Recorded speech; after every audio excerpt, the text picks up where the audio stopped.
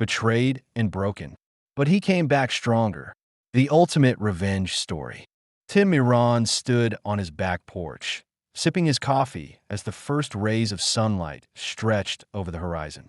The world was quiet, save for the rhythmic chirping of birds and the distant hum of a neighbor's lawnmower.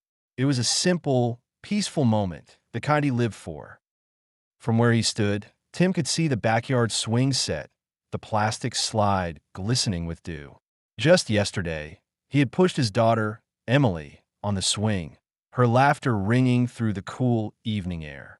His son, Jake, had been sprawled on the grass, lost in a world of action figures and grand battles only he could see.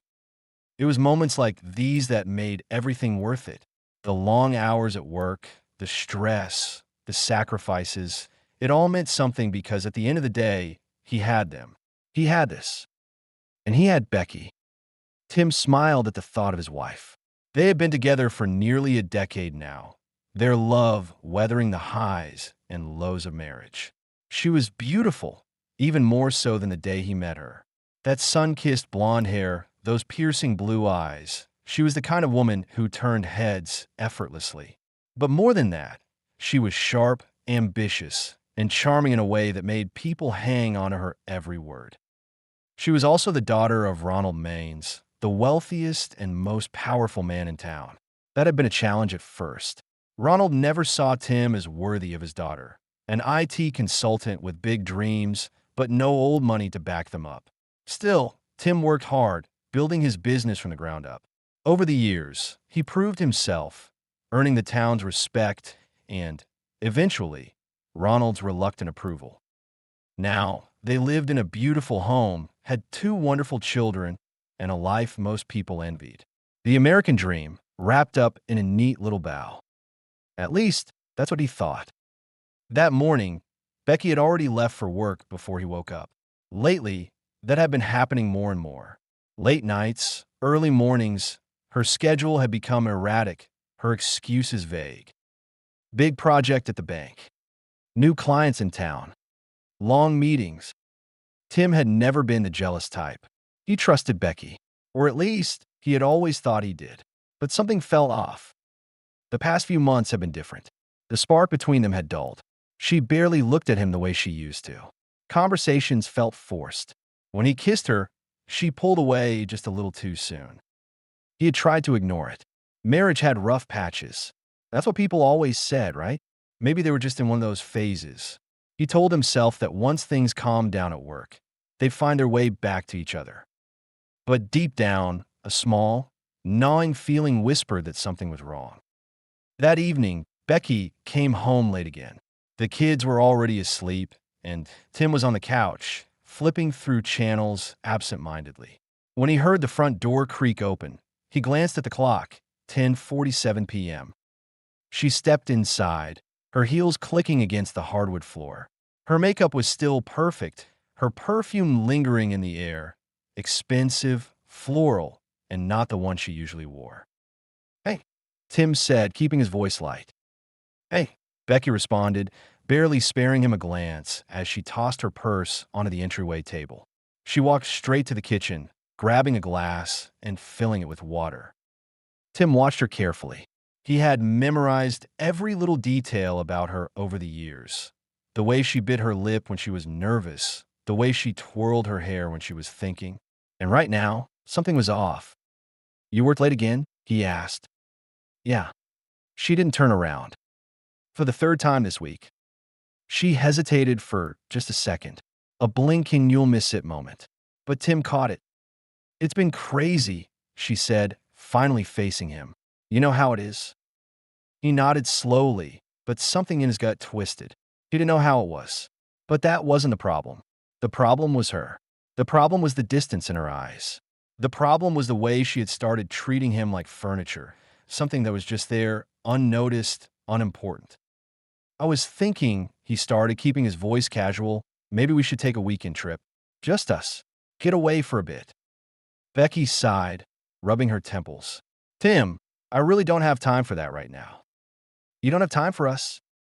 Her eyes flicked up to meet his, and for the first time in months, he saw it. an emotion she couldn't quite mask.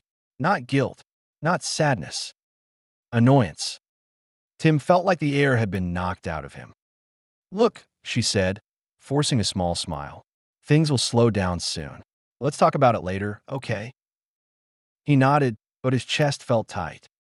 Something was very, very wrong. That night, as Becky slept beside him, Tim lay awake staring at the ceiling. The house was quiet, too quiet. A storm was coming. He could feel it in his bones. And he wasn't ready. But he would be. Because whatever this was, whatever Becky was hiding, he was going to find out. And when he did, nothing would ever be the same. Tim Miron woke to the soft glow of morning seeping through the bedroom blinds. His muscles ached pleasantly from the night before, one of the rare, passionate nights he and Becky had shared in months. He smiled as he stretched, his fingers grazing the empty space beside him. Becky was already up. Maybe, just maybe, things were turning around. For weeks, he had felt the distance growing between them. The late nights, the hushed phone calls, the sudden coldness in her touch. But last night had felt different. It was like they had reconnected, if only for a moment. Tim sat up, rubbing the sleep from his eyes. That was when he saw her. Becky stood at the foot of the bed, arms crossed, a crisp white envelope in her manicured hands. She wasn't dressed for work yet. No makeup, hair still a tangled mess from sleep. But her expression was unreadable, cold, detached, as if the woman he had kissed just hours ago was a stranger. His heart clenched. Something was wrong. "What's that?" he asked, his voice thick with sleep. Becky sighed, almost lazily, and tossed the envelope onto the bed. "It's over, dumbass." For a moment, the words didn't register. They didn't belong in his world. Over? What did she mean over? What? "Read it," she said, cutting him off. Tim's fingers trembled as he reached for the envelope and tore it open. His eyes scanned the first few lines. His breath caught in his throat. Divorce petition. It felt like the room shrank around him. This has to be a mistake," he stammered, flipping through the pages. The demands were absurd. She wanted everything: the house, full custody of the kids, control over their joint assets. Worse, she had already drained their savings. Tim looked up at her, searching for some sign that this was a cruel joke, that any second now, she'd smirk and say, "Gotcha," but there was no trace of amusement in her eyes. "You can't be serious," he whispered. "I've never been more serious in my life," Becky said, rolling her shoulders as if shaking off a burden. "I should have done this months ago, honestly." Tim swung his legs over the side of the bed, his pulse hammering in his ears. "Why? Becky, I don't understand. Last night was a goodbye gift." The way she said it, so casual, so heartless, sent a spike of nausea through him. His mind raced, searching for something, anything that made sense. Had she fallen out of love? Was she unhappy? Had he done something wrong? And then it hit him. His jaw tightened. "There's someone else, isn't there?" Becky smirked, the kind of smirk that made his stomach turn. She didn't even try to deny it. "I'm moving in with Josh." Josh. Josh Carter. The name sent a bolt of fury straight through him. He hadn't heard that name in years. Becky's high school sweetheart, the one she used to gush about in stories of her teenage years. The golden boy who had left town for some big job in the city. Tim clenched his fists. "You've been cheating on me?" "Please," Becky scoffed. "Spare me the drama. It's been over between us for a long time, Tim. You just refuse to see it." His hand shook as he gripped the divorce papers. "And you expect me to just roll over and let you take my kids? My business? My life?" She tilted her head, as if considering it. "Yeah, pretty much." Tim felt something inside him snap. "I won't let you do this," he growled. Becky sighed, shaking her head in mock pity. "You don't have a choice, Tim. My father's already pulling the strings. The judge will be in our pocket. The lawyers? Bought and paid for. You'll be lucky if you get weekend visits with the kids." His stomach twisted. Ronald Maines. Of course. Her father had never approved of him, the small-town tech guy who wasn't worthy of his princess. And now, The banker with more influence than half the town was finally making his move. Becky leaned in, her voice dripping with condescension. Honestly, you should be grateful I let you have one last night. Josh wanted me to end things sooner, but I figured I'd throw you a bone. She smirked. Consider it charity. Tim's vision blurred with rage. Becky grabbed her phone from the dresser and checked the time. You have 48 hours to pack your shit and get out. And just like that, she turned and walked out, leaving him alone in the ruins of his perfect life. Tim sat there, staring at the divorce papers in his shaking hands. The walls around him, the bed he had shared with her, the life they had built together, it all felt like a cruel illusion. But as the shock faded, something else took its place. A slow, seething fire. They thought he would roll over. They thought he would break. They were wrong. This wasn't over. Not by a long shot. Tim sat in the empty living room, the air thick with silence. The house he once called home now felt like a stranger's, stripped of warmth, stripped of meaning. Boxes stacked against the wall held what little Becky allowed him to take. Some clothes, a few books, his laptop. Everything else?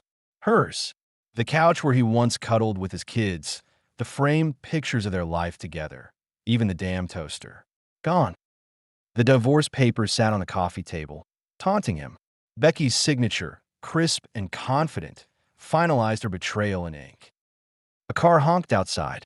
His friend Dave, one of the few willing to help, leaned out the window of an old pickup. You ready? Tim swallowed hard. Ready? No. But what choice did he have? He took one last look around. The ghost of laughter still clung to the walls, echoes of bedtime stories, and whispered, I love yous. Then, with a deep breath, he picked up the last box and walked out the door. Becky stood on the porch, arms crossed, watching like a queen observing a peasant's departure. Behind her, Josh lounged against the doorframe, smirking. Don't forget to lock up, Becky called out. Wouldn't want to inconvenience the new owners. Tim froze. New owners? Oh, Becky said with mock innocence. Didn't I mention? Dad put in an offer. Should close in a few weeks. She was selling their home, their children's home. Tim clenched his jaw, refusing to give her the satisfaction of a reaction.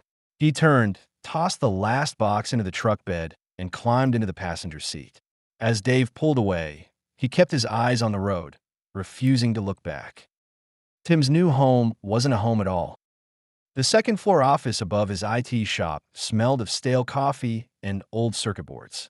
A desk, a rolling chair, and a worn-out futon in the corner, his new bedroom. The only window overlooked Main Street, where families strolled past, oblivious to the man whose world had just collapsed. Dropping onto the futon, he ran a hand through his hair. The ache in his chest wasn't just sadness. It was rage, a slow-burning ember waiting for air. How had he been so blind, so trusting? His phone buzzed. A text from Becky. Becky, we'll pick up the kids Saturday. Don't be late. And please don't make this harder than it needs to be. Harder? She had ripped his life apart, and she wanted him to make it easy? Tim stared at the screen, his fingers curling into fists. Then he did something he never thought he would. He opened his laptop, cracked his knuckles, and started digging. First step, access Becky's email. She was careless, always using the same weak passwords. It took less than 5 minutes to slip past her security. Second step, find the truth. What he uncovered made his blood run cold. Months of emails with Josh. Not just love letters, but planning, talks of how they would phase Tim out, how they would handle the kids. And then the real bombshell, emails between Becky and her father. Money transfers, quiet, off-the-books loans. Something shady was going on at Maine's Federal Bank, something big. Tim leaned back, heart pounding. They thought he was beaten. They thought he'd just disappear. They had no idea what was coming. Tim sat in the darkened office, his old leather chair creaking beneath him. The glow of his computer screen was the only light in the room, casting sharp shadows against the walls. A half-empty bottle of whiskey sat next to his keyboard, untouched. He wasn't drinking tonight. His mind was too sharp, too focused for that. He leaned forward, fingers gliding over the keyboard, pulling up every digital trace Becky and Josh had ever left behind. He had spent years building his IT business, learning every trick in the book: penetration testing, forensic analysis, network surveillance. The same skills that had helped protect businesses from hackers were now fueling his revenge. And Becky, for all her cunning, had been sloppy. The first crack in her armor appeared almost instantly. A shared cloud account, a forgotten backup folder. Tim's breath hitched as the screen filled with text messages, emails, and voicemails. The past 6 months of his life were spelled out in digital ink, each line a dagger to the gut. Becky, God, I wish I didn't have to pretend with him anymore. Josh, almost there, babe. Just hold on. The divorce should wipe him out. Becky, I know. And once we have the kids, he'll have no reason to be in my life at all. Tim clenched his fists so hard his knuckles cracked. Every doubt, every moment he had second-guessed himself had been justified. But then, he found something even better. Bank statements. Transactions. Large sums of money flowing between Becky, her father's bank, and a series of shell companies. Ronald Maines, the so-called pillar of the community, had been funneling money in ways that no bank should. And Becky was in deep, managing accounts, signing paperwork, laundering money under the guise of investment portfolios. This wasn't just fraud. It was the kind of crime that put people in prison for decades. Tim leaned back, a slow, grim smile spreading across his face. He wasn't just going to fight back. He was going to burn them to the ground. The legal counterattack. At dawn, Tim made his move. He slid into a booth at an all-night diner, across from an old friend, Jeremy Harlow, an attorney he hadn't spoken to in years. Jeremy sipped his black coffee, his suit wrinkled, but his eyes sharp. "You're telling me," Jeremy said, flipping through the printed-out emails and account statements, "that your ex-wife and her father are committing bank fraud, and you have proof?" Tim nodded. Jeremy let out a low whistle. "Jesus, Tim, this isn't just a divorce case. This is a goddamn bomb." Tim drummed his fingers against the table. "Can we use it?" "Oh, we can use it." Jeremy grinned, his lawyer instincts kicking in. "First, we countersue fraud, financial misconduct, hidden assets. We hit her in court before she knows what's happening." He tapped the table. "And your business? I'll make sure she doesn't get a cent." Tim exhaled slowly. "Good, but I'm not stopping there." Jeremy raised an eyebrow. "There's more." Tim slid another folder across the table. "That's for the federal regulators." Jeremy opened it. His eyes widened. "Holy shit." Tim's voice was calm, deadly. "By the time they realize what's happening, it'll be too late." The first blow lands. 2 days later, Becky walked into court expecting an easy win. Dressed in a sleek black dress, her makeup flawless, she smirked at Tim from across the room, the confidence of someone who believed she had already won. That smirk disappeared the moment Jeremy handed the judge the stack of documents. "Your Honor," he said, voice smooth as silk, "we have reason to believe the plaintiff has engaged in financial misconduct, hidden assets, and fraud." Becky's face went pale. The judge, an older woman with sharp eyes, flipped through the evidence. Her frown deepened. "This is serious. I'll need time to review." She set the papers down. "Until then, all asset transfers are frozen. That includes the plaintiff's accounts." Tim didn't smile. Not yet. But inside, he felt the first stirrings of satisfaction. The war had just begun, and he was winning. Tim stood by the window of his small office, sipping a cup of coffee that had long gone cold. Below, Main Street bustled as it did every morning. Parents dropping kids off at school, business owners flipping their open signs, retirees settling into their favorite cafe corners. A picturesque, small-town morning. But today, something was different. Today, the first domino would fall. His phone buzzed. A message from his lawyer, Sean. "Check the news. It's happening." Tim sat down, opened his laptop, and refreshed the local news site. Breaking. Federal investigators raid Maine's federal bank. His lips curled into a grin as he read. The article detailed how federal regulators had arrived at Ronald Maine's bank first thing in the morning, armed with warrants and forensic accountants. They were reviewing records, freezing questionable accounts, and combing through years of financial transactions.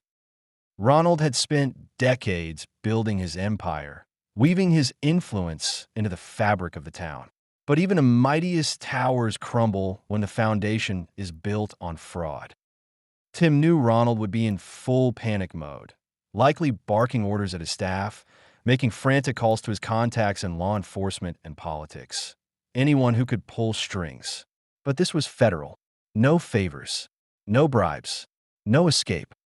And this was only the beginning. The fallout begins. Tim stepped outside and walked across the street to McGavin's Diner, the town's unofficial gossip hub. Inside, the usual morning crowd sat hunched over newspapers and steaming cups of coffee. But something was different. The usual hum of conversation had an electric charge to it. "They shut down the whole bank," one man muttered. "Heard they're looking at fraud charges," another whispered. Tim slid onto a bar stool. The waitress, Sandy, raised an eyebrow as she poured him a cup of coffee. "Hell of a morning, huh?" "Seems like it," Tim said casually, stirring his coffee as if he wasn't the one pulling the strings behind the scenes. Just then, the diner door swung open hard enough to make the bell jangle violently. In stomped Becky, her face flushed red with fury. She spotted Tim instantly and stormed toward him. "What the hell did you do?" Tim took a slow sip of coffee. "Good morning to you too." "You think this is funny?" she hissed, leaning in so only he could hear. "You're behind this." "I know you are." Tim shrugged. "You think I control federal investigations?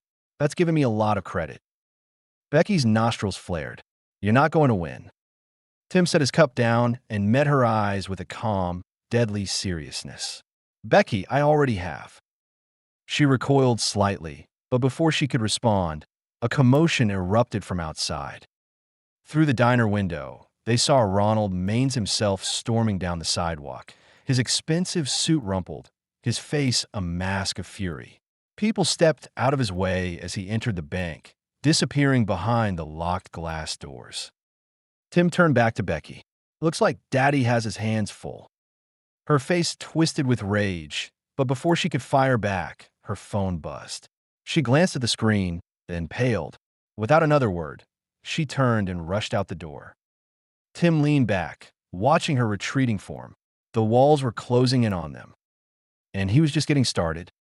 The legal strike. By the time Tim arrived at the courthouse that afternoon, his lawyer was already there, waiting with a confident smirk. "It's like clockwork," Sean said, handing him a folder.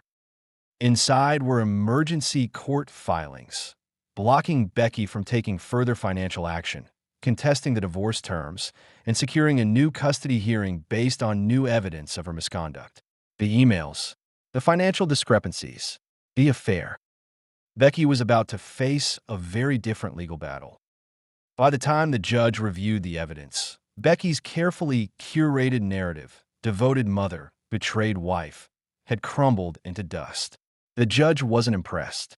"You've made a mockery of these proceedings," he told her. And just like that, Tim was granted temporary full custody of the kids. When the ruling was read, Becky collapsed into her chair, shaking her head in disbelief. Ronald hadn't shown up to support her. Josh was nowhere to be seen. For the first time in a long time, Becky Maines was alone. And Tim? He walked out of that courtroom with his head held high. The reckoning had only just begun. Tim sat in the back of the courtroom, his fingers steepled as he watched Becky take the witness stand. The once flawless woman he had married now looked worn, her designer suit wrinkled, dark circles forming under her eyes from sleepless nights. The stress was breaking her. "Good." His lawyer, Daniel Roth, stood and adjusted his tie. A practiced smirk tugged at the corner of his mouth as he stepped toward the stand. "Mrs. Miron, you claim to be the more stable parent, correct?" Becky shifted uncomfortably. "Yes, I." Daniel held up a stack of papers. "Then how do you explain these?" He handed a copy to the judge and another to Becky's lawyer. Text messages, bank statements, and hotel receipts, all proving your long-term affair with Joshua Wexler. Would you like to read them aloud for the court, or should I? The silence in the courtroom was suffocating. Becky's throat bobbed as she swallowed hard. Her lawyer, Richard Calloway, stood abruptly. Objection. These are personal matters unrelated to custody. The judge, a no-nonsense woman in her 50s, raised an eyebrow. Overruled. Infidelity may not determine custody, but it speaks to character. Proceed, Mr. Roth. Daniel nodded, turning back to Becky. You lied to your husband. You deceived your children. And now you want the court to believe you deserve full custody. Becky's composure cracked. Tim was distant. He was always working. I was lonely. Tim let out a small chuckle, just loud enough for her to hear. Becky shot him a glare, but there was something else in her eyes now, fear. Daniel tilted his head. Lonely? Is that what led you to siphon over $80,000 from your joint savings account in the last 6 months? Because that money certainly wasn't spent on the children.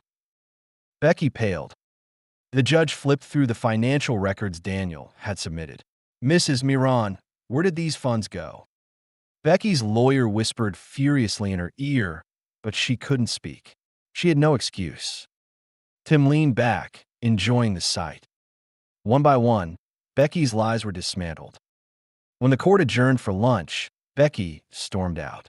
Tim followed at a leisurely pace, stepping into the courthouse lobby just in time to see Ronald, Maines pacing near the entrance, his face red with fury. You arrogant little bastard, Ronald spat as Tim approached. You think you've won? Tim smiled, slipping his hands into his pockets. I don't think, Ronald. I know. Ronald clenched his fists. You have no idea what I'm capable of. Tim leaned in, voice low, and you have no idea what's about to happen to you. Just then, a voice called out, Mr. Maines? Ronald turned, and 3 men in dark suits stepped forward. Agents Michael Carter and James Dolan, Federal Financial Crimes Division. We have a warrant for your arrest. The blood drained from Ronald's face. Tim watched, satisfied, as the agents presented a thick folder of documents, evidence of years of fraudulent banking activity. He had spent weeks compiling everything and sending it to the right people. Now it was finally playing out. Ronald spluttered. This is a mistake. The agents weren't listening. One of them pulled out handcuffs. Ronald Maines, you're under arrest for fraud, embezzlement, and financial misconduct. Click. The cuffs locked around his wrists.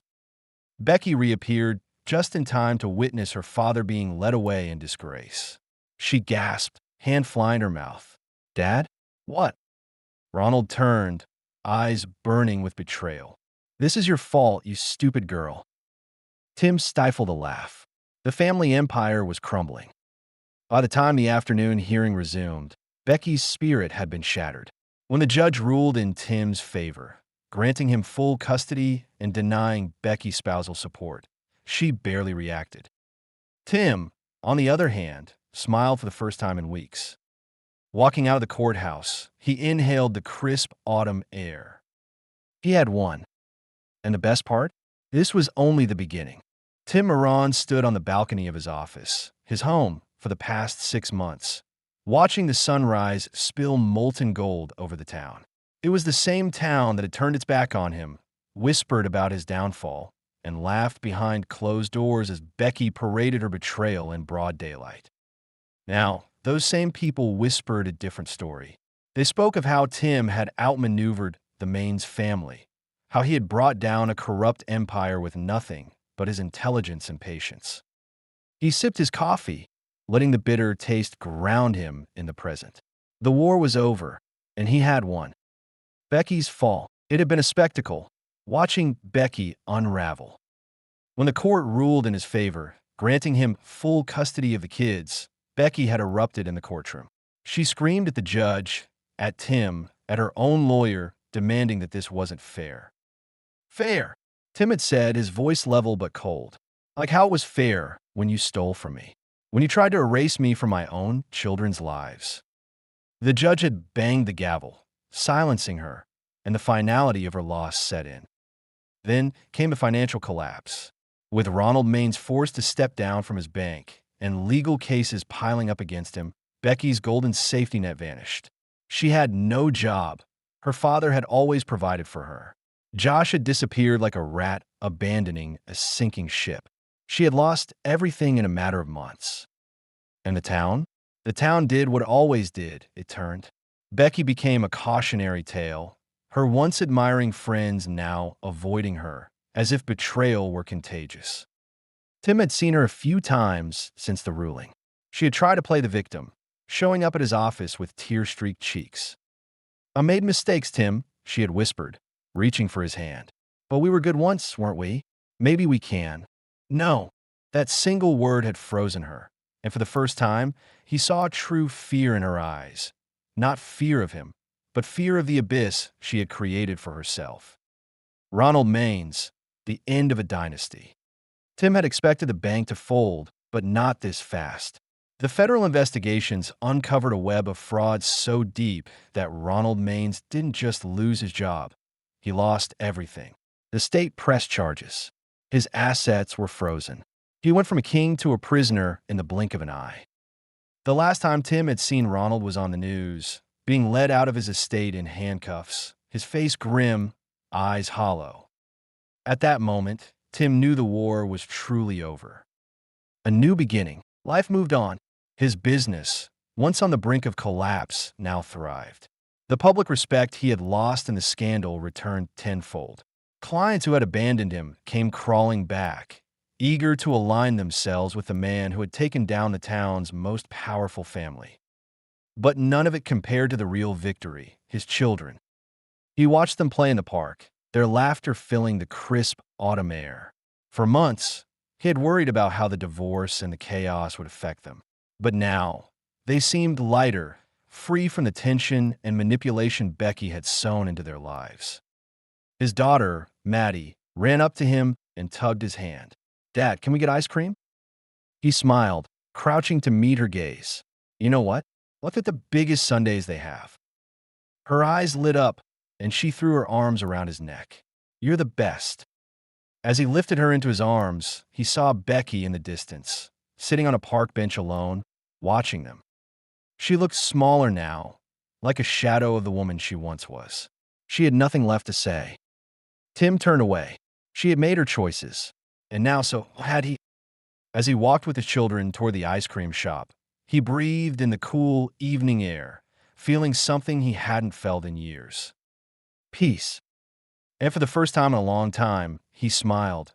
Not the victorious smirk of a man who had won a war, but the quiet, contented smile of a father, a survivor, a man finally free.